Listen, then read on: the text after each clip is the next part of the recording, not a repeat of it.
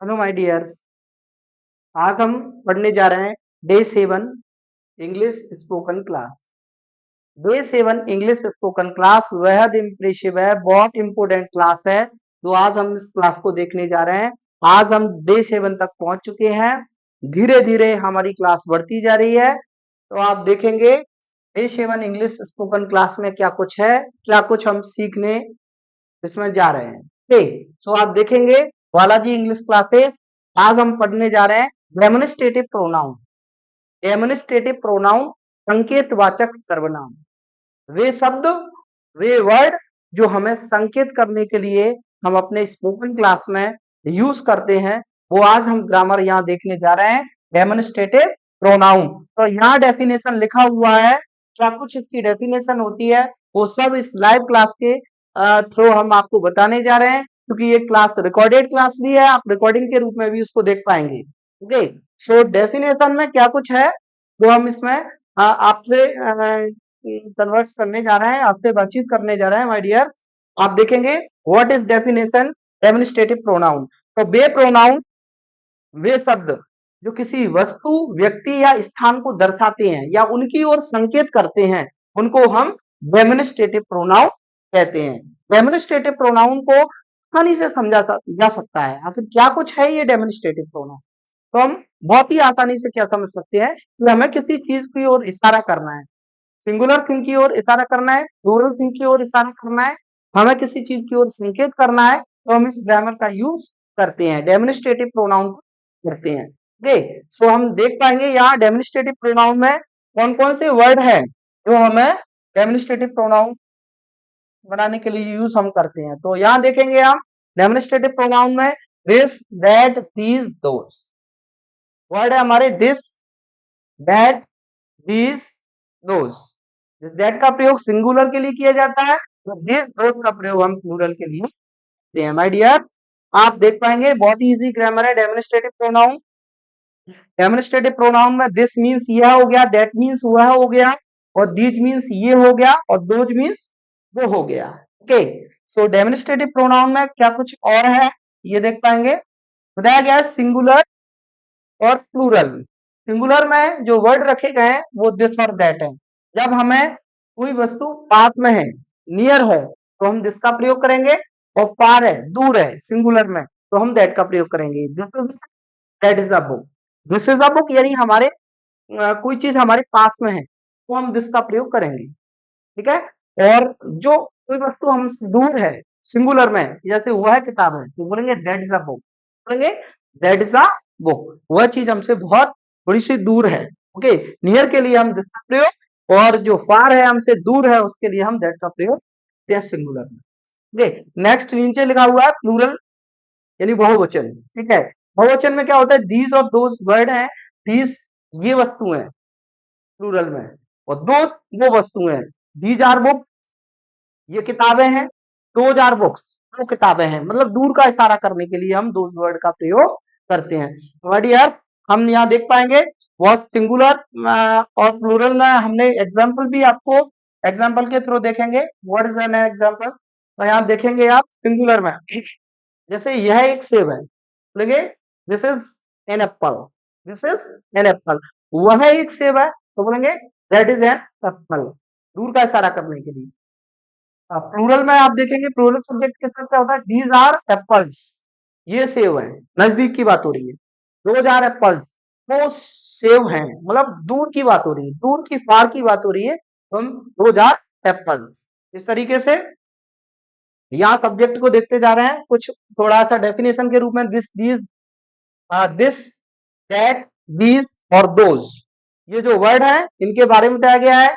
हाँ, तो बताया गया है दिस मीन्स यह होता है, दिस का प्रयोग किसी वस्तु, स्थान या किसी कोई चीज हमारे नजदीक है, तब हम इसका प्रयोग करते हैं डेमोन्स्ट्रेटिव प्रोनाउन में। संकेतवाचक सर्वनाम, हम आज जो पढ़ रहे हैं वो संकेतवाचक सर्वनाम, चीजें नजदीक होती हैं तो हम लगाते हैं दिस और दीज, और जो चीजें हमसे दूर होती हैं तो लगाते हैं दैट और दोज। ठीक है, तो आप देखेंगे यहाँ दैट का भी वही दिया है। दैट का प्रयोग हम सिंगुलर में जो हमसे दूर होती है कोई चीज, फार होती है, यहाँ लिखा हुआ है वर्ड फार, दूर के लिए हम दैट का प्रयोग करते हैं। दिस का भी यही है, प्लूरल में जाएगा, और दोस्त का मतलब वही है जो हमसे दूर है, तो हम उसका प्रयोग करते हैं। इस तरीके से यहाँ देख पाएंगे हम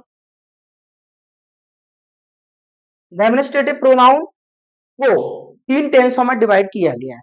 3 टेंसेस में हम इसको देख सकते हैं। इन प्रेजेंट इज और आर का प्रयोग करना है सब्जेक्टिव के साथ, ठीक है, सब्जेक्टिव के साथ यानी कर्तावाचक के साथ। ओके, पास्ट में हम वॉज वर्ब पढ़ेंगे, एंड फ्यूचर की बात की जाए तो विल बी का यूज करेंगे। ओके, अब सेंटेंसों में हम देख लेते हैं क्या कुछ सेंटेंस है, एग्जाम्पल के तौर पर हम समझ पाएंगे, इनको बहुत आसानी से हम जान पाएंगे, समझ पाएंगे। ये जो सेंटेंस है बहुत ही ज्यादा यूजफुल है in our life, it is very useful, ये बहुत उपयोगी होने वाले हैं हमारी लाइफ में माय डियर।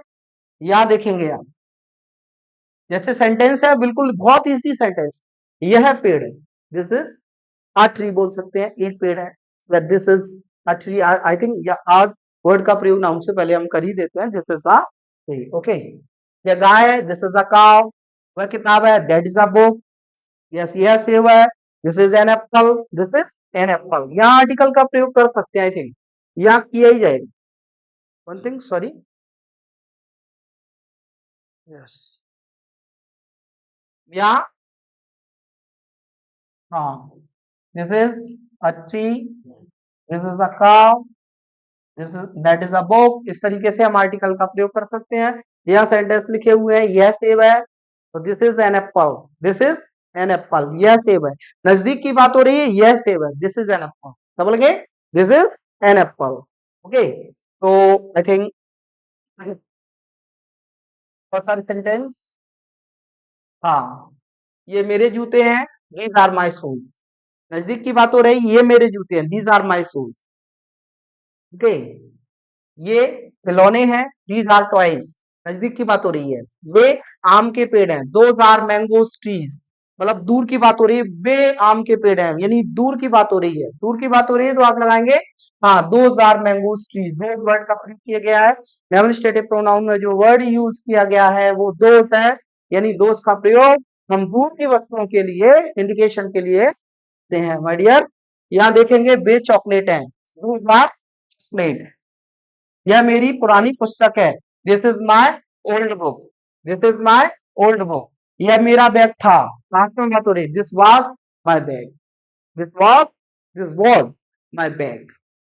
ठीक है, क्या यह तुम्हारा कमरा था, वॉज दिस योर रूम, नजदीक की बात हो रही है। क्या वह मोबाइल था, वॉज दैट मोबाइल, क्या वह मोबाइल था, दूर की बात हो रही है, वॉज दैट मोबाइल। यह मेरे कपड़े नहीं है, these are not my clothes, जैसे बोलेंगे, these are not my clothes, यह मेरे कपड़े नहीं है, नजदीक की बात हो रही है, these are not my clothes, यह मेरे कपड़े नहीं है। इस तरीके से सेंटेंस, हाँ, यह मेरा पेन नहीं है, this is not my pen, बहुत सिंपल है, स्पोकन में आई थिंक हम यूज करते हैं, this is not my pen, this is not my pen, this is not my anything, कोई भी चीज यह मेरी नहीं है, this is not my. Okay, यहाँ बहुत सारे सेंटेंस में ये लिखा हुआ, क्या यह टेबल थी, दैट वाज दिस टेबल, यहाँ यह टेबल थी, पास्ट में बात हो रही, पास्ट की बात हो रही है, वाज दिस अ टेबल। ये बंदर है, दोज आर या बे बंदर है, दोज आर मंकीज, वो बंदर है, यस आई थिंक, हाँ, वो बंदर है, यानी दूर की बात हो रही है, दोज आर मंकीज। इस तरीके से बनाएंगे, दोज आर मंकीज। तो माय डियर, ये जो डेमोन्स्ट्रेटिव प्रोनाउन हमने पढ़ा, आई थिंक इसका बहुत ही सिंपल वे है, this that these those. This that का प्रयोग सिंगुलर के साथ, और दीज दोज का प्रयोग प्लूरल नाउन के साथ हम करते हैं। नाउन पार्ट ऑफ स्पीच में आपको पढ़ना पड़ेगा, सिंगुलर है तो हमें दिस दैट का प्रयोग करना है, दिस का प्रयोग नजदीक के लिए होता है, दैट का प्रयोग दूर की वस्तुओं के लिए होता है। दिस का प्रयोग हम लगाते हैं निकट के लिए प्लूरल में, और दैट का दो जो वर्ड है, THOSE वर्ड है, वो आर के लिए यानी दूर के लिए हम प्रयोग करते हैं। इस तरीके से हम बहुत सारे सेंटेंस स्पोकन में यूज करते हैं। तो ये डेमोन्स्ट्रेटिव प्रोनाउन जो क्लास है वो बहुत ही इंपॉर्टेंट है, आप इसको समझिए, स्ट्रक्चर के अकॉर्डिंग सेंटेंस बिल्कुल नॉर्मल तौर पर ही बनते हैं, सारे के सारे सेंटेंस और भी एग्जाम्पल से हम बनाकर इनको समझ सकते हैं। So thank you very much for watching this video. Thank you, my dears.